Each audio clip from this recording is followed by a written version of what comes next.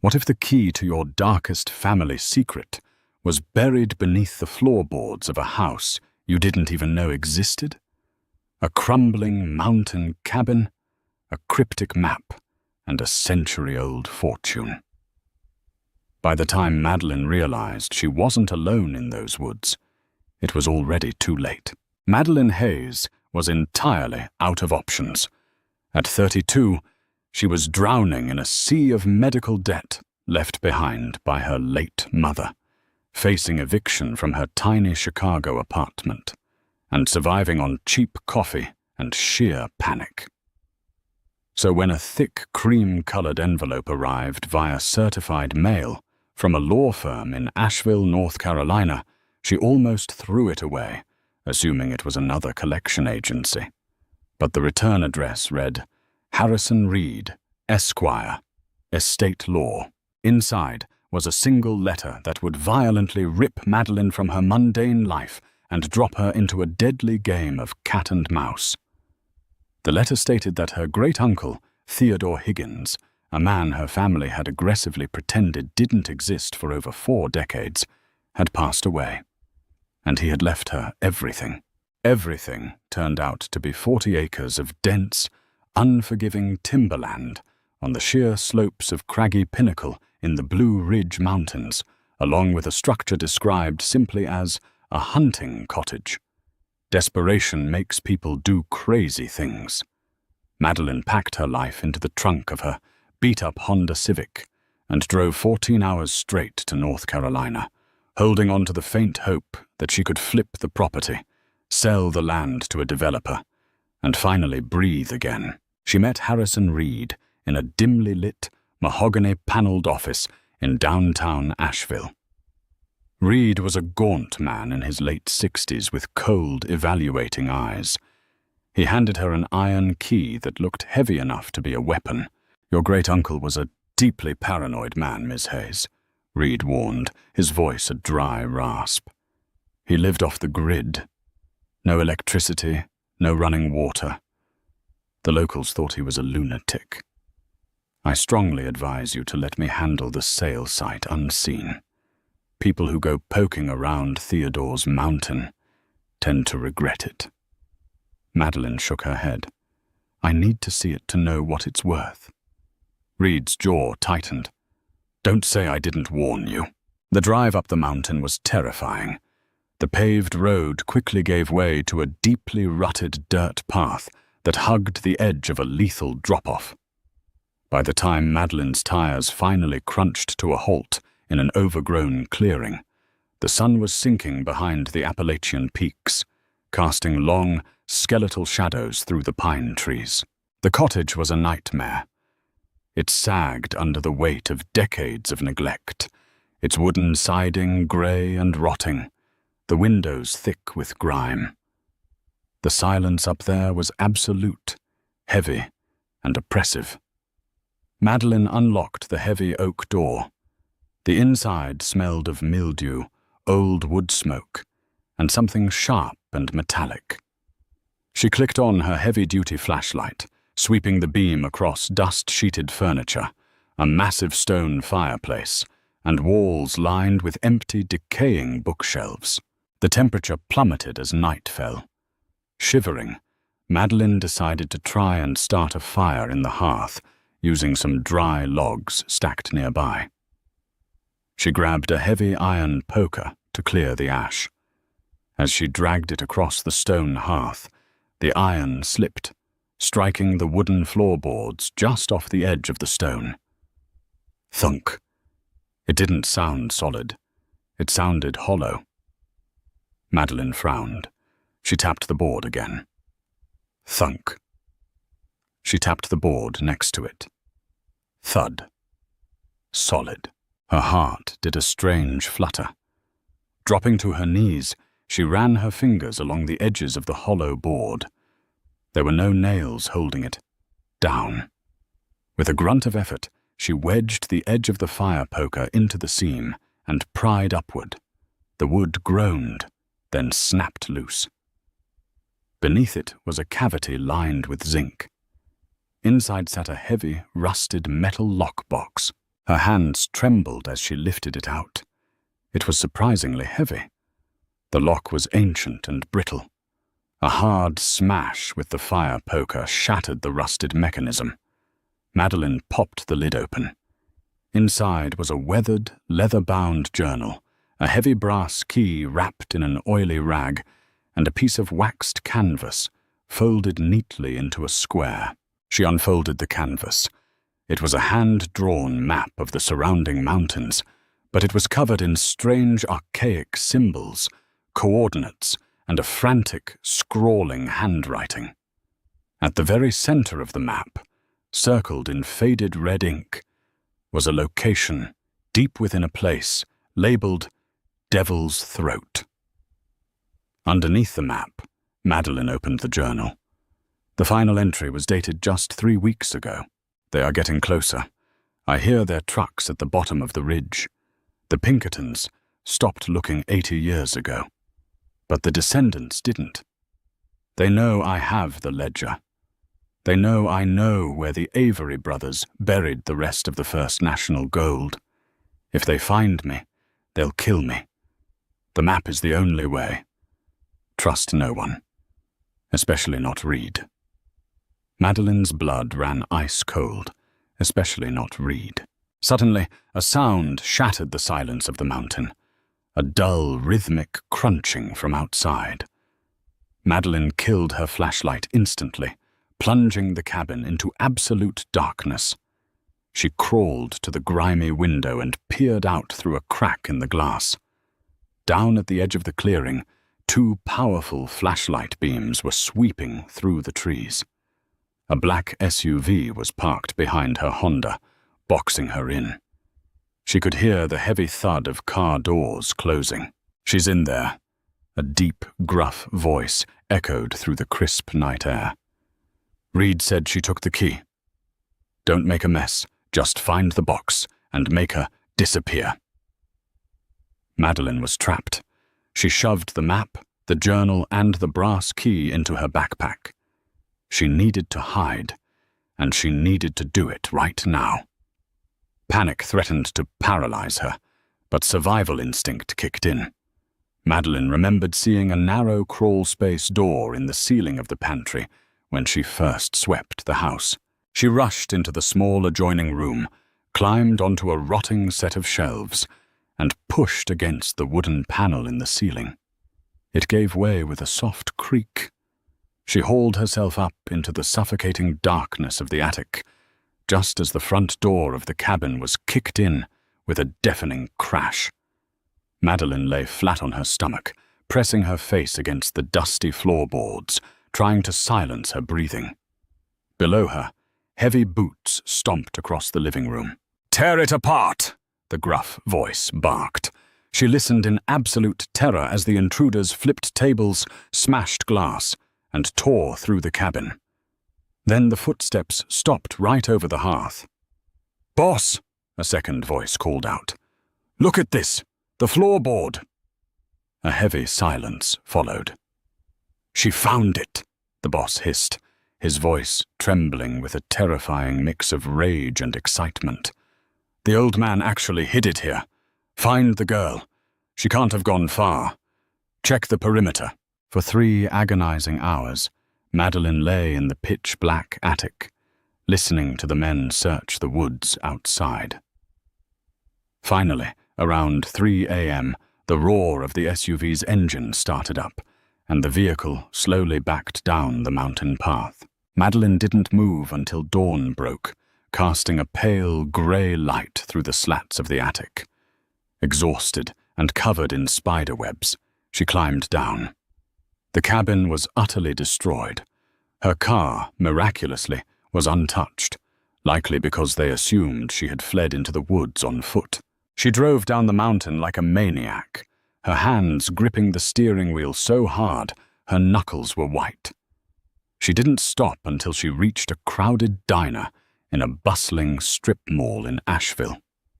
Surrounded by people, she finally felt a fraction of safety. Ordering a black coffee, she pulled out the leather journal and the map. According to the journal, Theodore's father had been a lookout for the notorious Avery brothers, a ruthless bootlegging and robbery syndicate that operated out of the Appalachians in the 1920s. In 1928, the Averys pulled off the largest unsolved bank heist in North Carolina history, vanishing with over $2.4 million in gold, bullion, and bearer bonds. The law caught up with the brothers, gunning them down in a shootout, but the loot was never found. Theodore's father had passed the secret down to him, and now Theodore had passed it to Madeline. But someone else knew. Harrison Reed, the estate lawyer, was clearly part of a modern-day syndicate, or perhaps the descendants of the original gang, trying to reclaim the fortune. Madeline realized she couldn't go to the police. If Reed had local connections, turning in the map might just paint a massive target on her back. She needed to figure out what the map meant, find the gold, and use it to buy her life back. But the map was encrypted. The symbols didn't make sense, and the location, Devil's Throat, wasn't on any modern GPS. She needed a historian. Using her phone, she found the Asheville Historical Society. It was housed in a grand stone building downtown. Madeline walked in and asked the front desk for an expert in local Appalachian folklore and Prohibition-era history. She was directed to the basement archives, where she met Simon Caldwell, an eccentric, disheveled man in his 50s, surrounded by towers of dusty microfiche boxes. Madeline didn't show him the map. Instead, she had sketched out 3 of the archaic symbols on a napkin, along with the phrase Devil's Throat. When Simon looked at the napkin, all the color drained from his face. "Where did you get this?" he whispered, glancing nervously toward the basement door. "I found it in some of my grandfather's old war letters," Madeline lied smoothly. "Just curious about the history." Simon pushed his glasses up his nose, his hands shaking slightly. "These aren't military symbols, Miss Hayes. These are hobo codes, heavily modified. They were used by bootleggers to mark stash houses and avoid law enforcement. And this specific symbol," he pointed to a circle with a jagged line cutting through it, "that's the Avery mark. It means death to those who follow." He looked up at her, his eyes wide. "As for Devil's Throat, it's a localized myth. It's a massive, hidden sinkhole cave system deep inside the Linville Gorge wilderness. It got its name because the wind howling through the limestone sounds like a screaming man. The maps don't show it because the terrain is too treacherous. People go in, and they don't come out." Simon handed the napkin back, his voice dropping to a whisper. "Whatever you're looking for, leave it alone. The people looking for the Avery gold are not hobbyists. They are a deeply entrenched criminal network. If they think you have a lead, they will skin you alive." Madeline thanked him and quickly left the building. But as she walked back to her car, she glanced over her shoulder. Simon was standing in the window of the library, holding a cell phone to his ear, staring directly at her. Trust no one. Panic flared in her chest. She sprinted to her Honda, locked the doors, and sped off. She had to move fast. If Simon was tipping off Reed's men, she only had a head start of a few hours. She hit a local outfitter store, maxing out her last credit card on heavy-duty hiking boots, a high-lumen headlamp, climbing rope, and a hunting knife. If the gold was in Linville Gorge, she was going in tonight. Linville Gorge is known as the Grand Canyon of the East. It is a brutal, jagged scar in the earth, filled with dense canopy, sheer cliff faces, and treacherous terrain. Madeline parked her car at a remote trailhead just as the sun began to dip, casting fiery orange light over the gorge. Following the geographical landmarks sketched on her great-uncle's map, she hiked for 4 grueling hours in the dark. The silence of the gorge was deafening, broken only by the snapping of twigs under her boots and the distant rushing roar of the Linville River. Finally, she reached a towering sheer rock wall deep in the basin. The wind whipped around the stone, creating a horrific, low-pitched, howling sound. The devil's throat. She switched on her headlamp. At the base of the rock wall, obscured by decades of overgrown rhododendron, was a massive fissure in the earth, descending into absolute blackness. Madeline took a deep breath, gripped her flashlight tight, and stepped into the cavern. The air instantly dropped 20 degrees. Water dripped from the ceiling, echoing loudly in the vast underground space. She walked for about 50 yards, the map guiding her left at a fork, then right down a steep, slippery incline. Her beam of light cut through the dark, finally landing on something man-made. It was a decaying wooden support beam, holding up a section of the tunnel roof, and carved directly into the wood was the Avery mark, the circle with the jagged line. She had found it. Madeline rushed forward, her heart hammering against her ribs.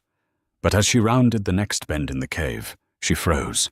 Standing in the center of the cavern, illuminated by the beam of her own headlamp, was a man. He was leaning casually against a rusted iron vault door built directly into the cave wall. He was smoking a cigarette, the ember glowing bright red in the dark.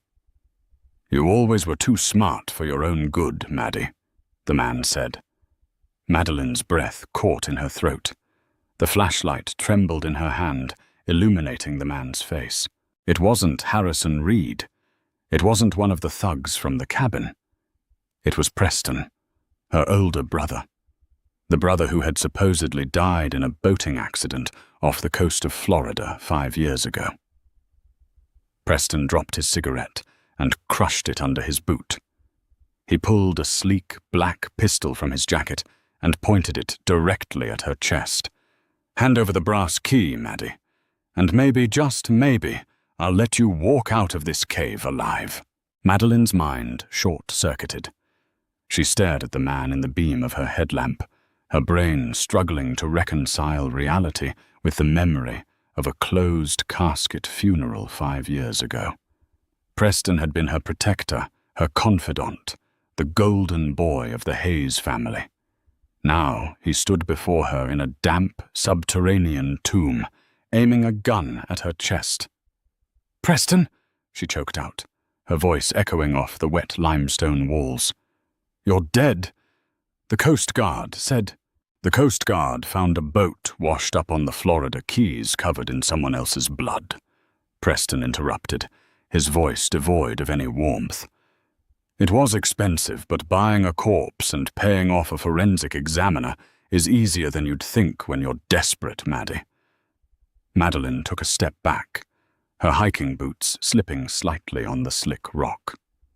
"Why?" Mum cried herself to sleep every night for 3 years. She died thinking she lost her only son. For a fraction of a second, something like guilt flashed across Preston's eyes, but it was quickly replaced by a cold, hardened resolve. "I didn't have a choice," he snapped. "I got involved with a private equity group in Miami. Turned out they were a front for a cartel. I lost $4 million of their money in a bad offshore investment. They were going to skin me alive. But then I remembered the stories Mum used to whisper about Uncle Theodore and the Avery brothers.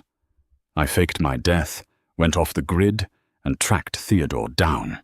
"You were the one harassing him," Madeline realized, nausea twisting her stomach. "You drove him into hiding." "He was a stubborn old fool," Preston shouted, the sound bouncing violently off the cavern walls. "He knew where the gold was, but he refused to give it up. I've spent 2 years digging through these mountains. When Theodore died, I knew he'd leave the map to you. You were always his favorite. I just had to wait for you to lead me right to the door. Now give me the brass key." Madeline's hand instinctively tightened around the strap of her backpack. The heavy brass key was wrapped in her fleece jacket inside. "And if I don't?" she asked, her voice trembling but defiant. Preston pulled the hammer back on his pistol with a sharp, metallic click. "Don't make me do something I'll regret, Maddie. Toss the bag." Slowly, Madeline slipped the backpack off her shoulders. Her mind was racing. If she gave him the key, she was completely expendable. She needed a distraction. As she swung the bag forward, pretending to toss it to his feet, she intentionally aimed her high-lumen headlamp directly into his eyes and switched it to the strobe setting. A blinding, rapid-fire burst of white light flooded the cavern. Preston cried out, throwing an arm over his face and firing blindly. The gunshot was deafening in the enclosed space. A bullet ricocheted off the limestone just inches from Madeline's head, showering her with rock dust. She didn't hesitate. She dove hard to the right, scrambling behind a massive stalagmite as Preston cursed, rubbing his eyes. "You always were a pain in the ass," he yelled, firing another shot into the dark. "There's only one way out of here, Maddie. You can't hide forever." Madeline pressed her back against the cold stone, her heart hammering against her ribs like a trapped bird.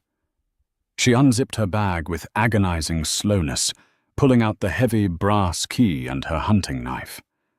Suddenly, a new voice echoed down the tunnel, a voice that made Madeline's blood run even colder. "Well, well, a family reunion in the dark." Footsteps crunched on the gravel. 3 beams of tactical flashlights swept into the cavern. It was Harrison Reed, flanked by the 2 massive thugs from the mountain cabin. Simon Caldwell, the historian, had clearly earned his blood money by pointing them to the gorge. Preston spun around, aiming his gun at the new arrivals, but he was hopelessly outgunned. Both thugs immediately raised automatic weapons, locking their laser sights directly onto his chest. "Put it down, Preston," Reed said smoothly, stepping into the light. He looked entirely out of place in his tailored suit, but his eyes were completely dead. "You did excellent work leading us here, but I think your employment is officially terminated." Preston's face went pale. "Reed, we had a deal. I get the key from her. We split the vault. A deal with a dead man isn't legally binding," Reed sneered. "Kill him!" Chaos erupted in the devil's throat. Preston fired first, dropping one of Reed's thugs with a shot to the shoulder. But the retaliation was instant and overwhelming. The cavern was instantly filled with the blinding flash and deafening roar of automatic gunfire. From her hiding spot, Madeline watched in horror as her brother was hit. Preston crumpled to the cavern floor, his gun clattering away across the wet stone. "Cease fire!" Reed barked, waving a hand through the thick, acrid cloud of gun smoke. He stepped over Preston's bleeding body and walked directly toward the rusted iron vault door. "Ms. Hayes," Reed called out, his voice echoing off the walls. "Your brother is bleeding out. My men have the exit blocked. Bring me the key. Open this door, and I will let you walk out of here. You have my word as an officer of the court." Madeline looked at her brother. Preston was gasping, clutching his stomach, his eyes wide with fear as he stared at her hiding spot. Despite everything, the betrayal, the fake death, the gun he had pointed at her, he was still her brother. But Madeline wasn't stupid. Reed was never going to let her leave alive. She opened Theodore's leather journal in the dark, shining a tiny, shielded beam of light from her phone on the final page. Theodore had written a warning about the Avery brothers' vault. The Averys were paranoid men. The vault is rigged to the structural supports. The combination is 1432-19. Turn the dial insert the key, but never, under any circumstances, pull the release lever downward. It drops the keystone. An insane, desperate plan formed in her mind. "Okay," Madeline shouted, stepping out from behind the stalagmite, her hands raised. In her left hand, she held the brass key. "I'm coming out. Just don't shoot." Reed smiled thinly. A wise decision. She walked slowly toward the vault, her eyes locked on Reed's remaining thug, who had his rifle pointed squarely at her head. She stepped over Preston, who grabbed her ankle weakly, but she gently shook him off. She approached the heavy iron door. "Open it," Reed commanded. Stepping back, Madeline took a deep breath. She reached up to the rusted combination dial. 14 right, 32 left, 19 right. She inserted the heavy brass key into the lock and turned it. A loud, heavy clack echoed through the cave as the internal tumblers aligned. She grabbed the heavy iron handle and pulled the vault door open. Inside, illuminated by the tactical flashlights, was a sight that defied belief. Stacks of 1928 gold certificates, perfectly preserved in waxed canvas wraps, easily worth millions to collectors. Raw gold bullion. Dozens of heavy, stacked bars, stamped with archaic mint marks. Blackmail ledgers. Stacks of notebooks containing the Avery brothers' explosive leverage over state politicians. Reed's eyes went wide with greed. He pushed past Madeline, entirely captivated by the mountain of wealth. The thug lowered his rifle slightly, leaning in to get a better look. It was the only window Madeline was going to get.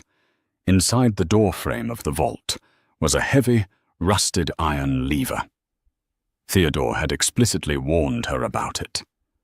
Madeline lunged forward, grabbed the lever with both hands, and yanked it violently downward. A horrific, grinding noise shook the earth. It sounded like the mountain itself was groaning. "What did you do?" Reed screamed, spinning around. "Enjoy the gold, Reed," Madeline said. Above them, the massive wooden support beam that bore the Avery mark snapped with a sound like a cannon shot. The ceiling of the cavern began to fracture. A massive slab of limestone the size of a car detached from the roof and plummeted downward, smashing directly onto the remaining thug and crushing him instantly. Dust and debris exploded into the air, blinding everyone. The ground violently shook as a chain reaction of collapses ripped through the devil's throat. Madeline didn't look back. She grabbed a single waxed canvas bag from the nearest shelf of the vault, heavy with gold certificates, shoved it into her backpack, and sprinted for the narrow secondary fissure Theodore had marked on his map as an emergency escape route. Behind her, she heard Reed screaming for help, followed by the deafening roar of thousands of tons of rock collapsing into the main chamber, burying the vault, the gold, her treacherous brother, and Harrison Reed under an impenetrable tomb of mountain stone. Madeline crawled on her hands and knees through the claustrophobic escape tunnel for what felt like hours. Her clothes were torn, her hands were bleeding, and her lungs burned with dust. Finally, she felt a cool, fresh breeze on her face. She pushed through a thick curtain of ivy and tumbled out onto a mossy ledge overlooking the Linville River. The sun was just beginning to rise, painting the sky in brilliant strokes of pink and gold. She lay on her back in the damp grass, clutching her backpack to her chest, laughing and sobbing all at once. She was alive. 1 year later, the Devil's Throat cave-in was officially ruled a natural geological event by the state of North Carolina. No bodies were ever recovered. The legend of the Avery brothers' gold remained just that, a legend. Thousands of miles away, in a sun-drenched villa on the Amalfi coast of Italy, a woman who looked remarkably like Madeleine Hayes sipped an espresso on her terrace. Her medical debts were completely erased, handled through an anonymous offshore trust. The 1928 gold certificates had fetched a staggering price on the private antiquities market. She opened a local newspaper, adjusting her sunglasses. She had left the ghosts of her family and the treachery of the mountains far behind her. Theodore's map was burned, the ashes scattered in the Tyrrhenian Sea.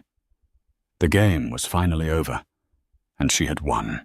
If this jaw-dropping story of betrayal, hidden treasure, and ultimate survival kept you on the edge of your seat, you won't want to miss what we have coming next. Real-life mysteries and intense family dramas are hiding everywhere, just waiting to be uncovered. Smash that like button if you were rooting for Madeleine. Share this video with your friends who love a good plot twist.